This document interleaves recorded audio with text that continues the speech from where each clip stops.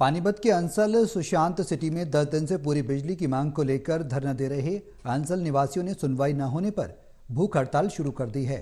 धरने पर बैठे लोगों में रिटायर्ड चीफ इंजीनियर और ऐसी स्तर के अधिकारी भी शामिल हैं। इनकी दलील है कि उन्होंने पूरे शुल्क चुकाने के सबूत चंडीगढ़ में अधिकारियों को दिए हैं, पर वो निर्धारित राशि जमा करने पर ही बिजली कनेक्शन देने की बात कह रहे हैं। अंसल सुशांत सिटी को बसे 17 साल हो गए हैं, पर आज भी लोगों के घरों में बिजली के निजी कनेक्शन नहीं हैं। पानीपत की सबसे पोश सुशांत सिटी, जहां बड़े बड़े लोग बिजनेसमैन ऑफिसर्स रहते हैं, लेकिन इनकी समस्या पिछले 10 दिनों से ये चली आ रही है कि इनको पूरी बिजली नहीं मिल रही। और सुशांत सिटी के चौराहे पर पिछले 10 दिन से धरने पे बैठे हैं और आज तीसरा दिन है, भूख हड़ताल भी कर रहे हैं। 11 लोग हर रोज भूख हड़ताल पर बैठते हैं। सरकार तक अपनी बात पहुंचाई, लेकिन अभी बात बनी नहीं है। आप कानून कायदे को जानते हो, ऑफिसर रहे हो, और मेरे को पता है बड़े शौक से आपने सुशांत सिटी में मकान भी बनाया था, लोगों ने बधाइयां दी थी आपको। ये समस्या क्या है दरअसल? ये समस्या कोई खास नहीं है। अगर सरकार इसे सुलझाना चाहे तो ये 2 मिनट का काम है। कोई भी नई कॉलोनी जब बनती है लाइसेंस वाली, उसमें से सरकार को जो है बिल्डर ईडीसी और आईडीसी के पैसे देता है।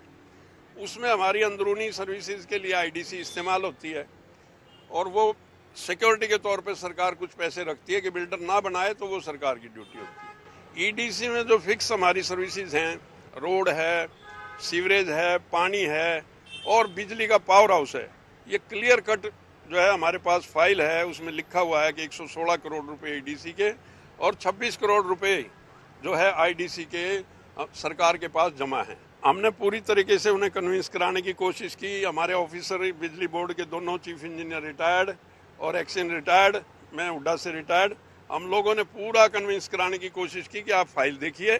वो कहते हैं मुझे कुछ नहीं देखना। सोडी साहब, आप भी एक तरह से गाइड के तौर पे काम कर रहे हो, रेजिडेंट हो यहाँ और इस संघर्ष में भी शामिल हो। इन 10 दिनों में चीजें समझ पाए हैं जहां तक ताकि समाधान निकले? इन 10 दिनों की प्रोग्रेस क्या है? प्रोग्रेस अभी तो कोई ऑन सरफेस तो कुछ दिखने नहीं। हमारा तो आर्गुमेंट है, सारा कुछ तो गवर्नमेंट के पास है, गवर्नमेंट ने लाइसेंस दिया।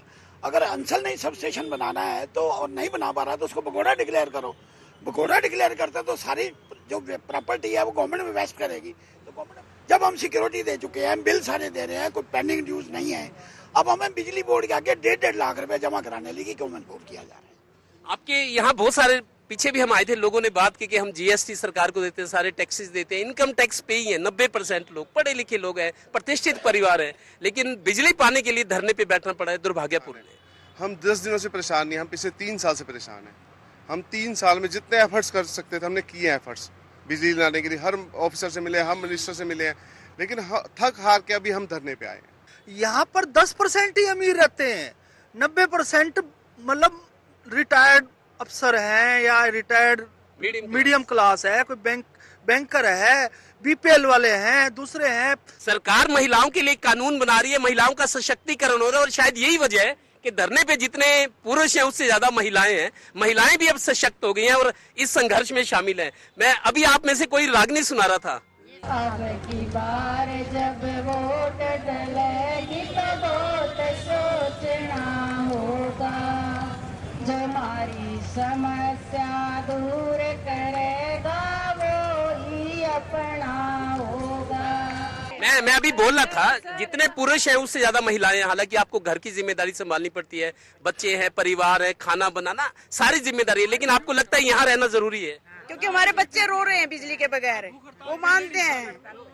भूख हड़ताल पे हैं हम, बच्चे रो रहे हैं बिजली के बगैर। बिजली ना आए तो हमारे मुंह नोचते हैं, मम्मी चलो कहीं बाहर चलो, ना पढ़ाई हो रही बच्चों की ना कुछ हो रहा, तो हमें बैठना पड़ रहा है। बीइंग एडवोकेट, आप इनको गाइड कर रही है, इनकी हेल्प कर रही है, इनको शायद बहुत मदद भी कर रही है इनकी। आपको क्या लगता है क्या होने वाला है आगे? आपकी बात सुनी जाएगी या ये ऐसे ही चलेगा? उम्मीद तो पूरी है, इसीलिए आज इस जगह पे बैठे हैं और हमारा धरने में इतनी महिलाएं उतर के आ रही है, सिर्फ उम्मीद है इसीलिए। और गाइड का ये है कि हर दिन हर आदमी यहाँ पे एक नई चीज लेके आ रहा है, इनोवेटिव वे में। ये जो प्रोटेस्ट करने का तरीका है, ये भी शायद पहली बार ऐसा हो रहा होगा कि तीज में हमने गीत गाए, सभी लेडीज ने मेहंदी भी लगवाई थी, नो लाइट और नो वोट की, ये हमने मेहंदी लगाई थी इस तरह की। पिछले 13 दिन से धरने पर बैठे हुए हैं, 3 दिन से भूख हड़ताल पर है। क्या हमारी सुनवाई नहीं होगी? क्या हम पैसा देंगे तभी हमारी सुनवाई होगी? जो पैसा दिया है वो कहाँ गया हमारा? लिहाजा यहाँ के विधायक, एमपी, सरकार, जो बड़े बड़े अधिकारी हैं, सरकार में लोग बैठे, उनको मानवीय आधार पर जरूर इनके इस समस्या का समाधान निकालना जरूरी है। सहयोगी श्रीनिवास के साथ Devendra Kathoria, total news, Panipat bureau.